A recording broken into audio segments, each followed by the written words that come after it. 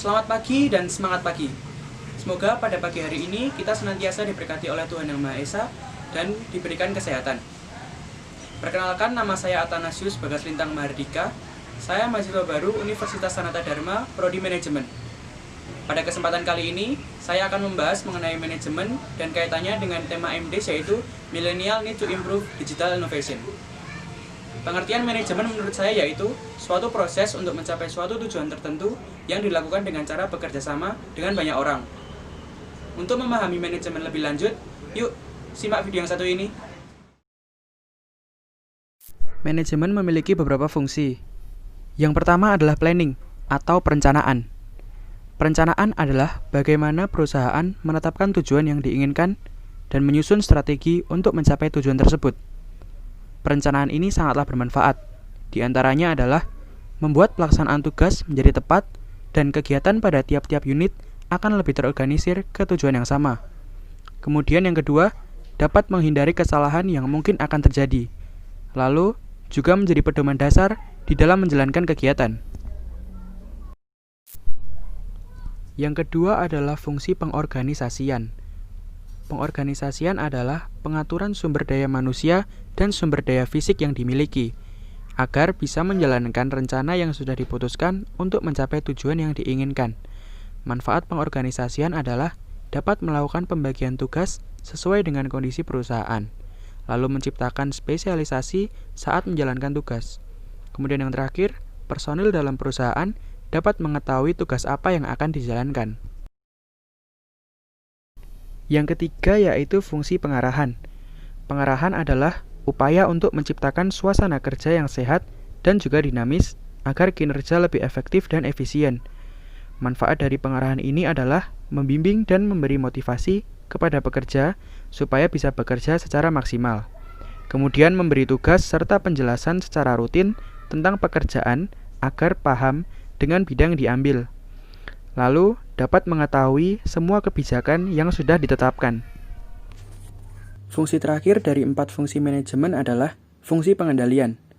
Fungsi pengendalian adalah upaya untuk menilai suatu kinerja yang berpatokan kepada standar yang telah dibuat, dan juga melakukan perbaikan apabila memang dibutuhkan. Bentuk pengawasan yang baik adalah pengawasan yang sesuai dengan kebutuhan dan karakter dari perusahaan. Saya memilih manajemen karena saya bercita-cita sebagai seorang manajer keuangan atau manajer investasi. Menurut saya, manajemen tidak hanya berfokus pada pencatatan keuangan suatu perusahaan.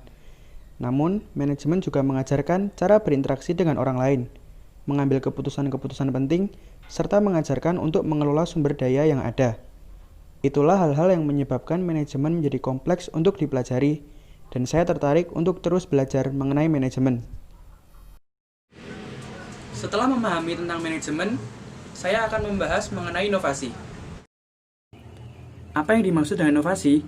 Pengertian inovasi adalah suatu proses atau hasil pengembangan pemanfaatan suatu produk atau sumber daya yang telah ada sebelumnya, sehingga memiliki nilai yang lebih berarti. Pengertian lain dari inovasi adalah merupakan suatu pembaharuan terhadap berbagai sumber daya, sehingga sumber daya tersebut mempunyai manfaat yang lebih bagi manusia. Proses inovasi sangat dipengaruhi oleh kemajuan teknologi dan ilmu pengetahuan, karena kedua hal tersebut dapat memudahkan dalam memproduksi sesuatu yang baru dan berbeda. Manfaat inovasi adalah untuk menyempurnakan atau meningkatkan fungsi dari pemanfaatan suatu produk atau sumber daya, sehingga manusia mendapatkan manfaat yang lebih. Inovasi terjadi di berbagai bidang kehidupan, mulai dari dunia bisnis, pendidikan, komunikasi, dan lain-lain. Proses inovasi ini terjadi secara terus-menerus di dalam kehidupan manusia, karena adanya keinginan untuk melakukan sesuatu yang lebih mudah dan cepat.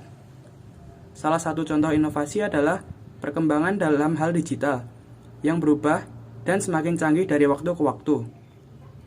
Menurut saya, menjadi seorang mahasiswa manajemen yang inovatif adalah suatu kewajiban, karena dengan menjadi pribadi yang inovatif, kita dapat selalu berkembang sebagai individu. Bila dari sekarang kita sudah biasa berinovatif dalam banyak hal, maka seiring bertambahnya usia, kita akan sangat terbiasa untuk berinovatif. Untuk mahasiswa manajemen, kita harus paham betul mengenai dunia digital. Kita harus mempunyai soft skill dalam bidang digital pula. Contohnya sekarang banyak anak muda yang menjadi content creator, ahli dalam desain grafis, pembuat film, dan masih banyak lagi. Banyak hal yang bisa kita lakukan untuk melatih diri kita menjadi pribadi yang inovatif. Di antaranya kita harus mempunyai rasa ingin tahu yang tinggi, menyampaikan berbagai ide yang kita punya, mencari pengalaman baru dan juga cerita baru, dan yang terakhir adalah berani untuk mengambil resiko dan jangan pernah takut jika melakukan kesalahan. Sekian pembahasan yang dapat saya sampaikan. Jika ada salah kata, mohon dimaafkan. Terima kasih, semangat pagi, dan Tuhan memberkati.